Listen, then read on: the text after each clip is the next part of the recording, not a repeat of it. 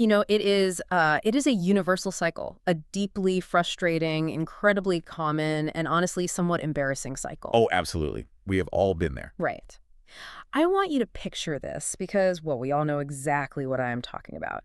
You look around your bedroom, or maybe it is your kitchen or your home office, and something inside you just snaps. The absolute breaking point. Yeah, exactly. You have tripped over the same pair of shoes for the fourth day in a row. You cannot find a vital piece of mail, and you just decide that is it. Today is the day I finally get my life together. And we all know the next step. Oh, of course. So what do? You get in your car, you drive to the Container Store, you buy those beautiful matching acrylic bins. You get the fancy label maker, too. Oh, you have to get the label maker. And you draw up this incredibly ambitious, color-coded to-do list, and you just spend your entire Sunday scrubbing, sorting, and organizing. It feels great, right? It feels amazing. For a brief, fleeting second, you feel like a completely new person. But then a week later, or maybe 2 weeks later if you are really lucky. The chaos creeps back in. Always. Yeah. The mail piles up on the kitchen island again. The clothes end up draped over that one specific chair in the corner of your bedroom. I mean, you know the chair I'm talking about. Everyone has the chair. Exactly. And you are right back exactly where you started, and you are left standing in the middle of this mess asking yourself why. Why can I not just get organized and actually stay that way? It really is the ultimate modern frustration, is it not? I mean, we treat disorganization like it is a surface-level skin rash. The skin rash, yeah, that is a good way to put it. Right, and we keep applying these superficial topical creams, the plastic bins, the aesthetic labels, those rigid weekend cleaning checklists. And we somehow expect those things to cure what is actually, well, a deep structural disease. We are just completely misdiagnosing it. Fundamentally. We think the problem is the stuff, but the stuff is just a symptom. Right. And that is exactly why today's source material is so vital. We are doing a deep dive today into excerpts from a truly insightful text called Why Aren't You Organized by Bethany Joyson. It is a phenomenal text. It really is. And right out of the gate, I want to be crystal clear about our mission for this deep dive. We are not going to give you a checklist today. No checklist. We're not going to debate the best way to fold your socks, and we certainly are not going to tell you how to arrange your spice rack alphabetically. Yeah, if you are looking for simple life hacks or quick visual fixes, this is going to be a very different kind of conversation. Exactly. Instead, we are going to explore the profound psychological and emotional relationship you have with your belongings. I mean, the mission here is to uncover the absolute why behind your clutter, or interestingly, the why behind your obsessive, rigid tidiness so you can fundamentally transform your reality. That is the goal. Okay, let's unpack this because Joyson's work challenges quite literally everything we think we know about what it means to clean a room. It completely flips the paradigm because the foundational thesis we have to wrap our heads around before we go any further is this. Organization is not a random physical chore. Right. It is not an isolated event that just happens in a vacuum on a Sunday afternoon. It is an internal mindset expressing itself outwardly. Wow, okay. So it is an inside-out process. Exactly. The physical state of your living space or your workspace is merely a mirror. It is reflecting your internal cognitive and emotional state back at you. I want to pause on that because moving from the physical act of just shuffling papers around to identifying the psychological root is, well, it is a huge leap. It is a massive leap for most people. Yeah. The source material starts by dismantling the false definition of organization that almost everyone holds. Joyson argues that at the root of how we relate to our stuff, there is a core definition we hold on to, and that definition is either voluntary or involuntary. And that is a crucial psychological distinction right there. Break that down for us. What is the voluntary definition? So a voluntary definition means your physical environment is the result of you being influenced by your own intrinsic values. You are making conscious, intentional decisions about what you allow into your space. You are the active author of your environment. Precisely. You are in control. An involuntary definition, on the other hand, is imposed upon you. Like a reaction. Yes, it is a reaction to an external pressure, an anxiety, or an expectation you simply could not handle. It is entirely reactionary.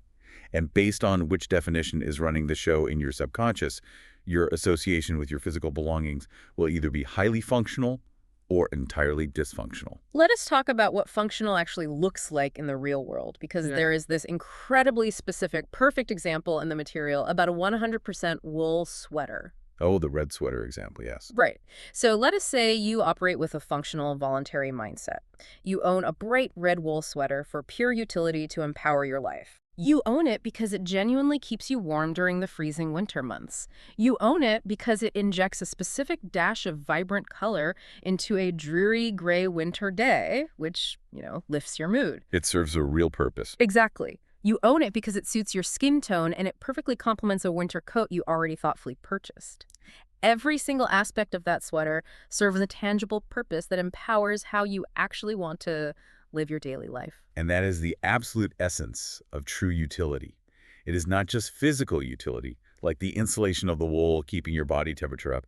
It is emotional and psychological utility, too. The object actually makes you feel good. Yes, it serves you. You are the master of the object, and you have voluntarily brought it into your life to enhance your experience. Okay, but hold on. I need to play devil's advocate here for a second. Go for it. What if I just really, really like my sweaters lined up perfectly? Let us say I go to the store, I buy 10 identical sweaters in slightly different shades of gray and black, and I spend an hour folding them into perfect little identical squares in my drawer.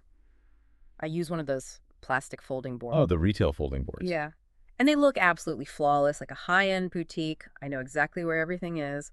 I mean, is that not the literal dictionary definition of being organized? What is psychological about that? Well, it certainly looks organized to the untrained eye. But Joyson explicitly addresses this scenario in the text. What does she say? She says buying those 10 identical sweaters just to line them up perfectly in a drawer to achieve a false sense of order, control, and comfort is actually a profound dysfunction. Wait, really? A dysfunction? Yes, Yeah. it is a dysfunction that often masks much deeper psychological issues. Things like elements of obsessive-compulsive disorder, deep anxiety, or even early hoarding tendencies. Wait. Having a perfectly folded drawer could be a sign of hoarding. Absolutely. Because if you're doing this, you're experiencing a utility derived by association or symbolism, not actual function. Because I do not actually need 10 identical gray sweaters. Right. Exactly. You do not need them to keep you warm. You are seeking to perfectly compartmentalize your drawer because you are desperately trying to compartmentalize the chaos in the rest of your life. Oh, wow. You are hoping that if you can just make those little wool compartments look perfect, it will magically add up to an overall sense of control that you are severely lacking elsewhere. Wow. So in that scenario, the sweaters are not there to keep me warm at all. They're literally there to self-medicate my anxiety. Precisely. You are existing for your stuff, rather than your stuff existing for you. The objects have secretly become the master. They have. You are serving the drawer, spending your precious time and mental energy ensuring it looks perfect, rather than the drawer serving your life. That is so wild to think about. And Joyson points out, if you define yourself in terms of what you own, or how rigidly and perfectly you manage what you own, and that routine dominates your emotional state, well, the text argues you have a major structural deficiency. So you have to address the anxiety that led to that self-definition, not just go out and buy more sweaters to fold. Exactly. You cannot organize your way out of anxiety. Which brings us to one of the most powerful analogies in the source material, the iceberg. We have all seen the pictures from grade school science class, right? For sure. That little white peak of ice sticking out of the ocean, and then this massive, terrifying, jagged mountain of ice lurking beneath the dark water. The perfect visual for this. It really is.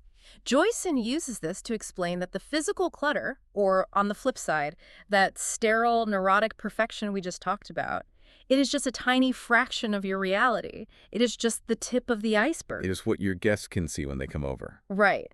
But the massive hidden core underneath the freezing water is the why. And this is where people get so incredibly frustrated with organizing. I mean, if you think the symptoms alone, the messy desk, the overflowing closet, the perfectly neurotic sweater drawer, are going to give you a diagnosis, you are living in a dream world. The symptoms are not the disease. No.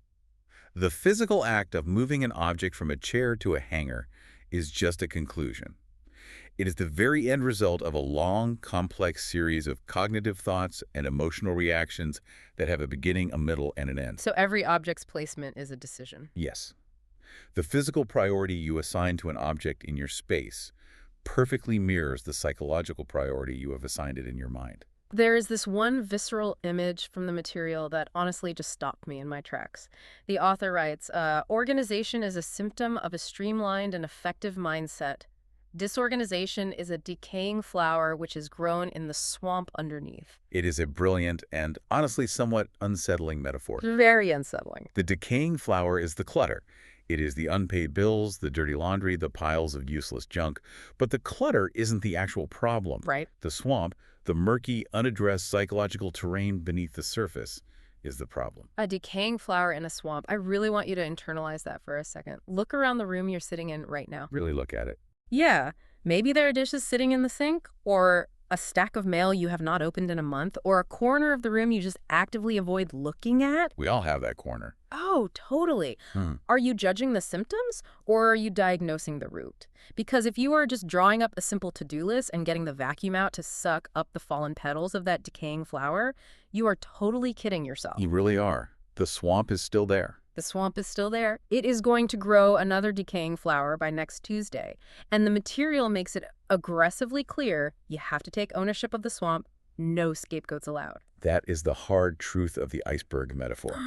Hmm. You cannot just chip away at the ice above the water and say you have moved the iceberg. Oh, no. You have to put on your scuba gear, dive into the freezing water, and address the massive structure below.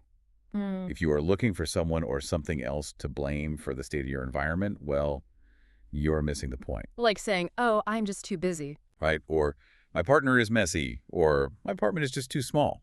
If you do that, you are actively choosing to stay disempowered. Right. Which begs a huge question. Since organization is this internal mindset, this swamp, how exactly does that internal mindset interact with the physical world of wood and plastic and fabric? Because we do not just live in our heads. Exactly. We are not just brains floating in jars. We live in houses. We have stuff. And Joyson points out that our stuff is not emotionally dead. The text establishes this concept of a robust two-way relationship between you and your environment. Yes. And the author brings in a brilliant quote from Winston Churchill to illustrate this. We shape our buildings, thereafter they shape us. It is incredibly deep. It is. But I do want to add a quick caveat here because the author is very funny about making sure we do not take this too far into the realm of magic. Oh, right. The boxer shorts comment. Yes. She clarifies that she is not talking about literal anthropomorphism. She does not mean your socks are alive and plotting against you. As she puts it, there are, quote, no vibes coming from my boxer shorts. Right. She is keeping it grounded in psychology, not mysticism. We're not talking about enchanted furniture here. Very grounded. But even without pretending your blender has a soul or your couch has a personality, you do have deeply rooted emotional and intellectual associations with these inanimate objects. Absolutely. You have a full-blown two-way relationship with your environment. You interact with it, and it interacts right back with you on a subconscious level. And like any relationship you have in your life, with a spouse, a friend, a boss, this relationship with your environment has its ups and downs. It fluctuates. It does. It has periods of ease and difficulty, dominance and submission. And crucially, states of organization are not isolated peaks or troughs. Yeah. They are part of a continuous chain of behavior, The text describes them as dominoes in a line, right? exactly like dominoes. But people constantly compartmentalize, right? We say to ourselves, oh, it is just a messy desk, but my life is fine. I'm a mess at home, but I crush it at work. We love to tell ourselves that lie. We really do. But Joyson does not let you off the hook that easily, which is here's where it gets really interesting. She uses this fantastic, brutally honest example of a filthy car. Oh, this part is so good. It is so revealing. She writes that someone with a filthy car strewn with unwanted fast food wrappers, unpaid parking tickets, and old coats will inevitably have, and I'm quoting here, other unattended decaying caverns in the rest of their mind and life. It is the ultimate domino effect. The Mhm. material practically guarantees it. If you have that filthy car, it is not an isolated incident. No. Think about what a dirty kitchen actually represents. It is not just a dirty kitchen. It is an active quagmire. A quagmire. I love that word. Right. It is a tangible weight dragging down your time, your productivity, and your emotional well-being on a daily, hourly basis. Every single time you walk past that sink full of crusty dishes, you are having a micro-interaction with it. Even if you do not stop to wash them, even if you completely ignore them, you are either feeling a pang of guilt or you are expending mental energy to actively ignore it. Either way, it is draining your battery. Exactly. It is like having 20 tabs open on your web browser Right. or a background app running constantly on your phone, just slowly eating up your battery life. That is a perfect modern analogy. You think it is not doing anything because you are not actively looking at the screen, but it is killing your power. Every little micro choice you make, like the choice to drop the heavy winter coat on the floor instead of taking the 3 seconds to hang it up. Or shoving the parking ticket in the glove box instead of paying it. Yes, it has huge cascading repercussions on the entire tapestry of who you are. The disorganization domino falls, and it knocks over your daily productivity domino, which then knocks over your emotional well-being domino. Which is precisely why Joyson stresses that you cannot afford to ignore this. You have to renegotiate your relationship with your physical objects. You have to face the wrappers in the car. You really do. Yeah. You have to look at the crumbled wrappers and the piled up coats and realize they are not just trash. They are physical manifestations of unattended, neglected caverns in your mind. Okay, so if I am tracking with this, if we have this powerful two-way domino effect relationship with our things, what dictates the terms of that relationship? I mean, how do we even begin to renegotiate it? Joyson argues it all comes down to our emotional truth and our underlying value system. Okay. Yes, and the psychological mechanism she outlines here is completely fascinating. She makes a critical distinction regarding the emotions that drive us to act. What are they? Every urge we have to clean or organize is driven by either an aspirational emotion or a negative emotion. And true, lasting organization must start as an aspirational emotion. So wait, if I am panic cleaning on a Friday night because my incredibly judgmental in-laws are coming over on Saturday morning, I am organizing out of shame and fear, which are negative emotions. Very negative. Is the text arguing that this is why my house is inevitably a complete disaster again by Monday? That is exactly what it is arguing. That motivation comes from a defensive lesser press. It is a reaction to an external threat. The threat of the in-laws. Right. And it will lead to a much lower level of long-term commitment. Because once the threat is gone, once the in-laws leave, the negative motivation evaporates. The energy sustaining the order disappears. Completely. But when deciding what to keep and how to organize your home, you must look for aspirational reasons. You are looking to be for something, not against it. Being for something, that completely changes the energy in the room. You're not purging your closet because you hate your body or you are disgusted by your mess. You are thoughtfully curating your wardrobe because you are actively representing your best, most confident self to the world. That is a completely different mental posture. It really is. And this ties directly into what the material calls our value system.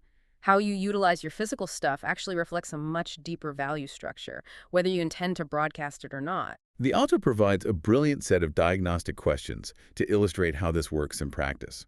For instance, the text asks, do you prefer to sit down and read or store books? Oh man, that is a direct hit to the heart for a lot of people, myself included. It is, because storing books, having a massive, perfectly color-coordinated library that you never touch, is about projecting the image of being a reader. It's an external value. Right, it's an aesthetic. Exactly. While sitting down in a messy chair with a dog-eared paperback is about the actual act of learning and internal growth. But the text goes on with an even harder question. Hit me. It asks, can your kids express themselves on the dining room table, or does its perfect gleam give your life meaning?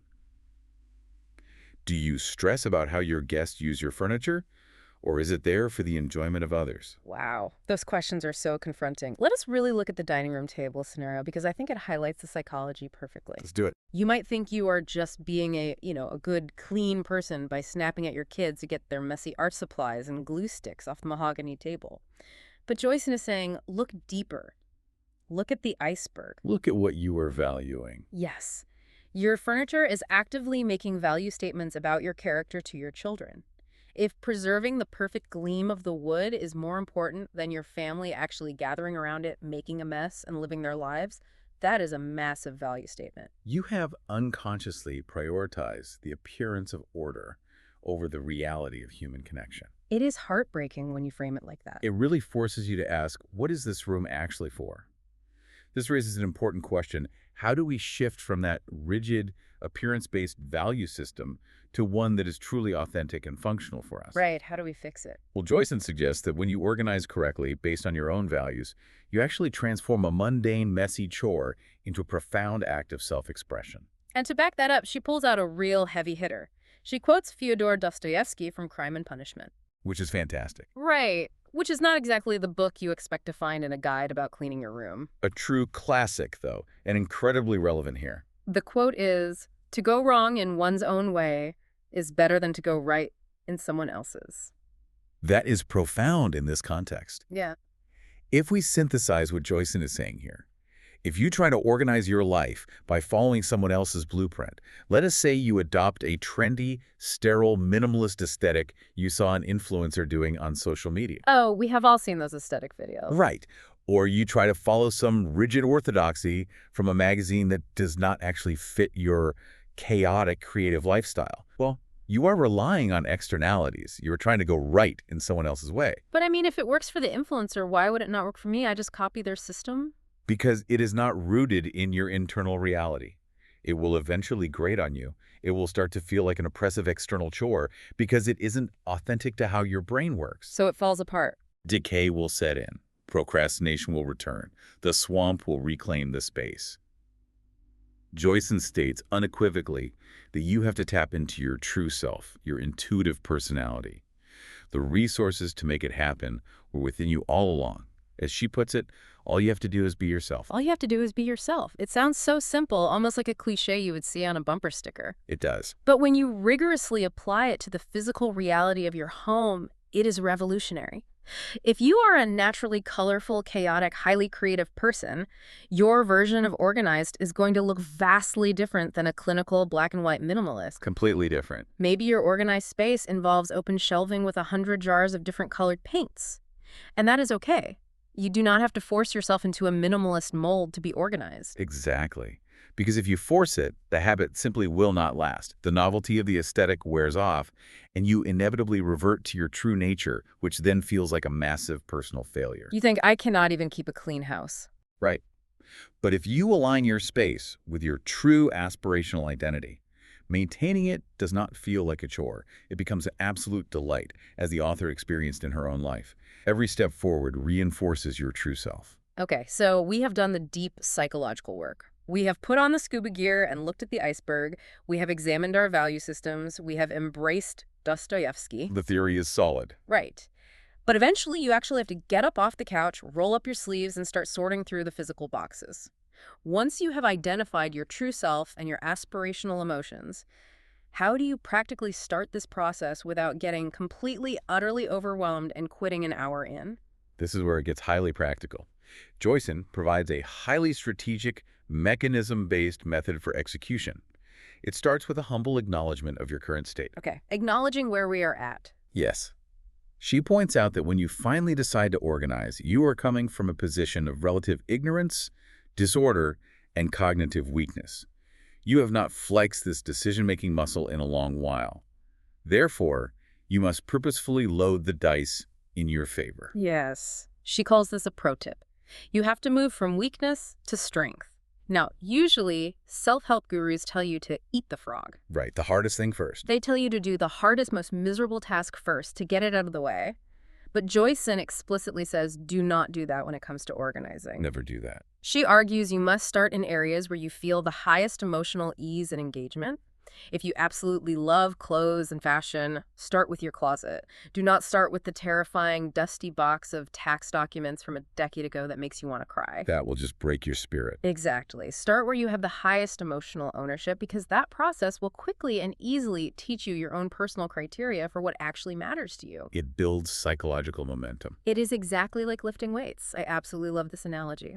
Oh, is a great analogy. If you want to get strong, you do not walk into the gym on day one and immediately try to deadlift 300 pounds. You do not try to bench press your old, prehistoric textbooks, as the author calls them. You would be crushed. You would completely crush yourself and never go back to the gym. You start with the lighter, emotionally resonant weight of your closet. You do your reps. You build the cognitive muscle of decision-making. Yes, the decision-making muscle. You learn how it feels in your body to say yes to an item that empowers you and no to an item that drains your energy. That is a perfect analogy. By the time you get to the heavy lifting, the sentimental items, the difficult paperwork, the items tied to negative memories, you will have built up the neural pathways, the strength, and the clarity to know exactly where you stand. You will be ready for it. You will know how you prioritize and what your home means to you. Furthermore, Joyson advises personalizing the timing and pattern of your organizing. You need to organize at a time of day that suits your biological and emotional strength. Right. If you are naturally a morning person, do not try to tackle cleaning out the garage at 8 p.m. on a Tuesday after a grueling day of work. That is just setting yourself up for failure. Make it an event at your emotional peak on a Saturday morning with your favorite music playing. The material explicitly warns against trying to execute organization as a tedious daily administrative chore if you have no passion for it. Yes. Yeah. Trying to force yourself to just clean for 15 minutes a day if you hate administrative tasks is a recipe for failure. You have to set yourself up for success based on your unique rhythms. So what does this all mean? Which brings us to what I consider the emotional core of the text. Okay, so I have customized my organizing to my own energy levels. My closet looks great, but if I live alone or if I think this is just my own private issue, who cares? Does it matter? Right. Is there actually a real-world consequence to this beyond my own convenience? Joyson forces us to confront the ultimate stakes of our organizational choices. The focus turns heavily to the concept of legacy. Legacy. Yes. When you organize, or when you fail to organize, you are not just impacting your current isolated life. You are actively impacting the psychological development of your inheritors. The people you share your space with, especially children, are absorbing your environment. This part of the source material is incredibly poignant and honestly a bit heartbreaking. The author shares a deeply personal story about her own mother. It is a tough read. She writes that her mother suffered from OCD and compensated for a severe lack of control in the rest of her life by constantly, obsessively cleaning and tidying up the family home. It is the involuntary definition of organization we discussed earlier, Yeah. manifesting in the absolute extreme. The mother was using the environment to self-medicate. Yes, and the result on the family was devastating.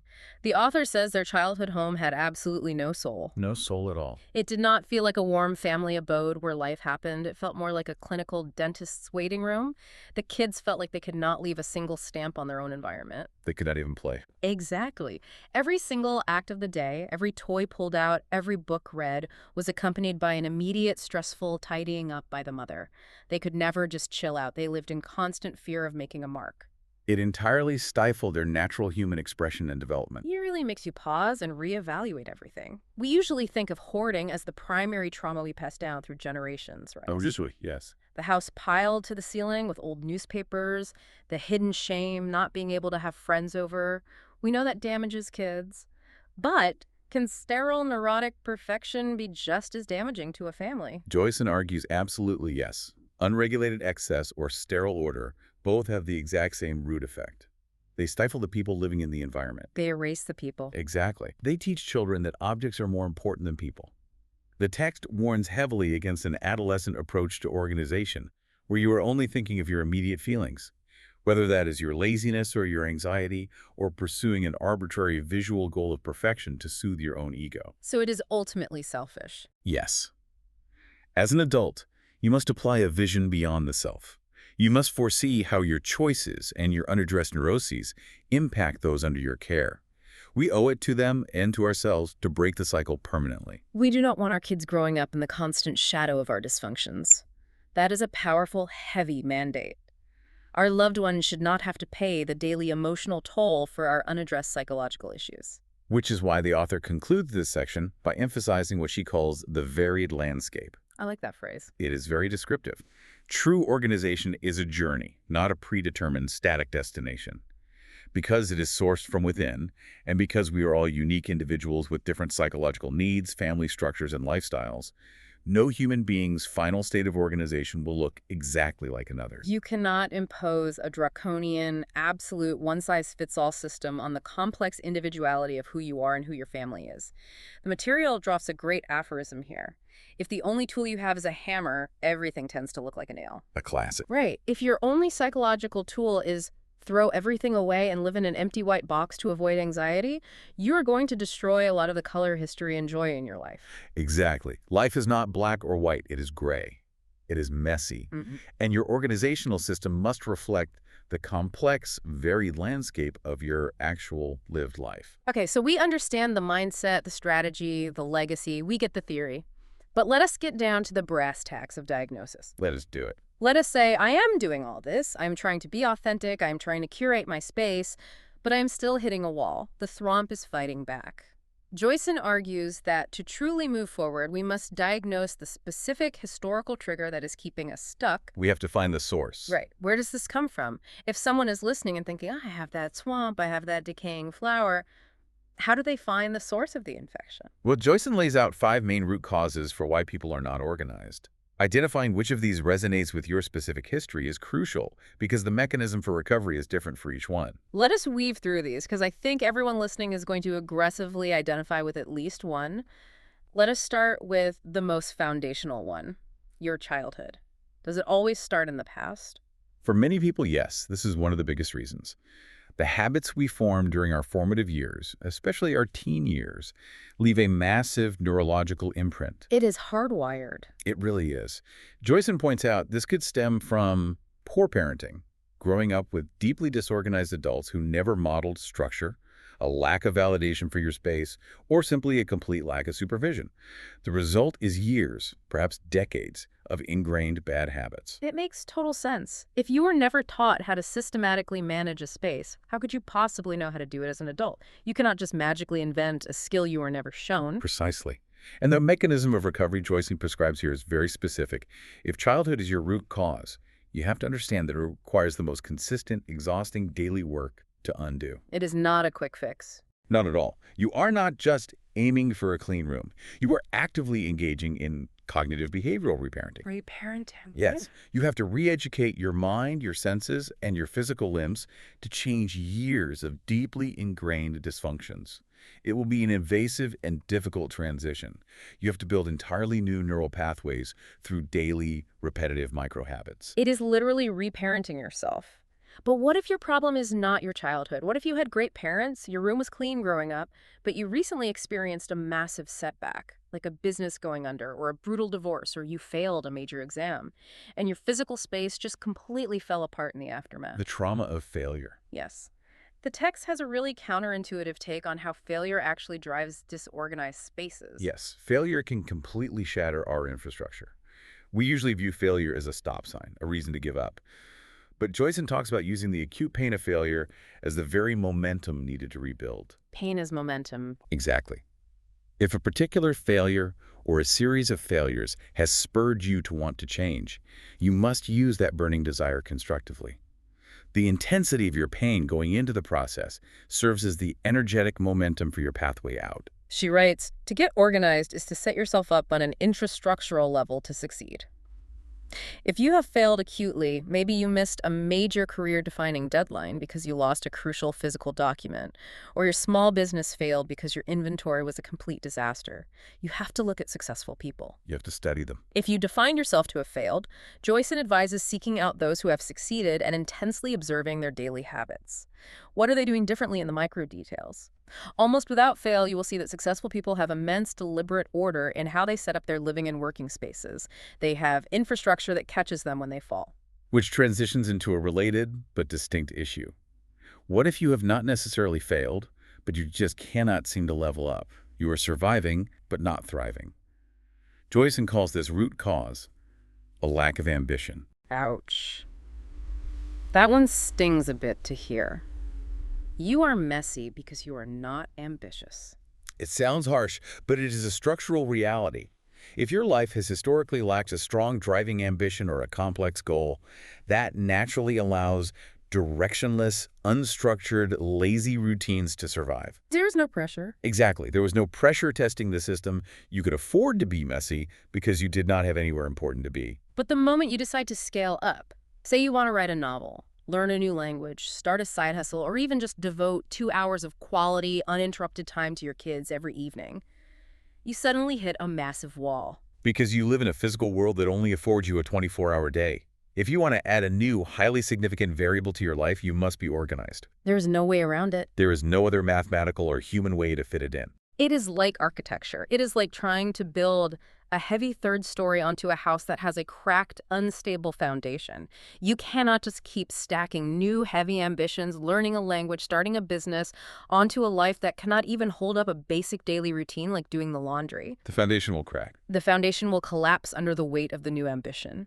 If you try to just randomly squeeze in 2 hours of a new pursuit without forethought, planning, or physical space dedicated to it, Joyson warns that your results will be erratic and symptoms of severe neglect will immediately creep into other areas of your life. Greater aspiration requires greater infrastructure to support it. That is exactly the mechanism. Now, let us explore a more psychological roadblock.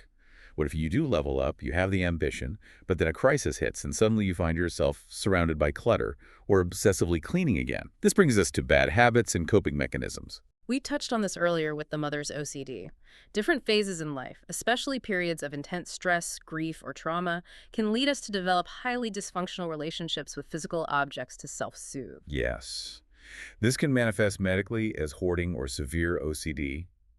These cognitive patterns creep up on us as coping mechanisms when we are deeply overwhelmed by the outside world. It is like trying to hold on to control. If we connect this to the bigger picture, we hold on to old, useless objects because we are terrified of losing the past or facing the future, or we obsessively clean the counters because the outside world feels dangerously, terrifyingly out of control, and wiping the granite is the only thing we can control. And Joyson offers a profound reframe for this. The state of your home serves as a real-time psychological barometer for your internal issues. A barometer, yes. If you do a massive weekend-long clean-out, but 3 months later you find the piles of mail creeping back or the obsessive sweeping behavior returning, it is a glaring red flashing light that the internal trauma or anxiety remains unaddressed. The bad habit is an imposter trying to mask the wounded person you truly are underneath. You cannot just ignore it. You have to face therapy or journaling or whatever helps you exercise the coping mechanism to permanently change the physical environment. The clutter is literally the check engine light on your mental dashboard. Do not just put a piece of tape over the light by shoving the mess in a closet. Fix the engine. I love that. Fix the engine. And finally, what if nothing is acutely wrong? No deep trauma, no recent failure, but nothing is right either. What if you just cannot bring yourself to care? Joyson identifies this final root cause as a lack of purpose. This is perhaps the most existential and common of the causes in modern society. It is everywhere. It is. When we do not know our own aspirational identity, when we have no driving passion or nothing we feel we are living for, we have nothing to direct ourselves towards. Therefore, we have nothing to organize for. Why clear off the desk if you have nothing meaningful to write or build on it? Joyson paints a devastatingly vivid picture of this. She describes a communal living room full of garbage, old cups, and random detritus where people just exist. A dead space. Yes, she calls it a dead space. It is not a place for creation or deep connection or joy. It is merely a physical holding pen used to fill the gap between crawling from one digital distraction to another, just existing in the mess, waiting for time to pass. It is the ultimate symptom of not knowing your why. An organized, directed, and potent lifestyle is a key, undeniable symptom of a mind that is present and purposeful. A dead space is the symptom of a mind that is checked out. So how do you fix a dead space? You have to find your why. What is it that is going to propel you forward? Who are you? What are you actually living for? And Joyson is not just throwing out philosophical platitudes here. To fix this, you have to actively observe yourself. You have to study your own habits. Exactly. What do you gravitate towards when you are totally free? What excites you? Once you identify even a tiny seed of purpose, maybe it is painting, maybe it is cooking, maybe it is just reading in peace, you have to aggressively organize your physical space to facilitate that one specific thing. Those are not just philosophical questions. According to this text, they are the literal practical blueprints you need to rebuild your life and your home from the ground up. It is a complete paradigm shift from how we are usually taught to handle our chores. It really is. Today, we have taken everything we thought we knew about getting organized and completely turned it inside out. We have learned that organizing is not about buying the right plastic bins or setting a timer to wipe down your kitchen counter. And it's far deeper than that. It is about diagnosing the deep, murky swamp beneath the decaying flower. It is about repairing the complex two-way relationship with your physical world and ensuring your environment actively reflects your true aspirational identity.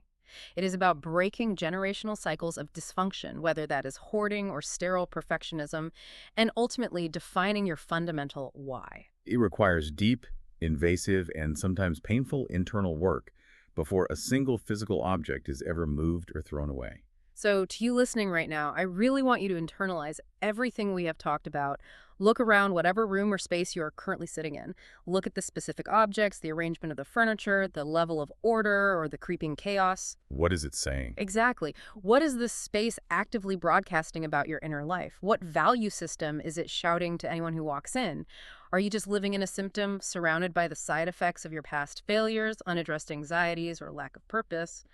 Or are you actively, voluntarily creating an empowered landscape that serves the exact person you want to become? And as you consider that question, I want to leave you with one final, somewhat provocative thought to ponder.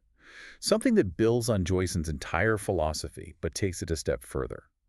We have spent this whole time discussing how to perfectly align your mind with your stuff. It We has. have talked about utility and curation.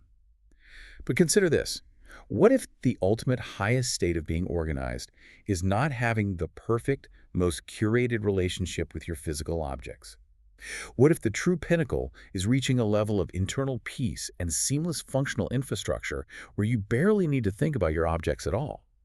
What if true organization is ultimately about rendering the physical world invisible, so your mind is completely, utterly free to pursue what actually matters? Render the physical world invisible. I absolutely love that because if you can build an infrastructure so reliable that you do not even have to think about it, maybe you can finally break the cycle. Maybe you can stop going to the store to buy more bins, stop making endless guilty checklists, and finally just live.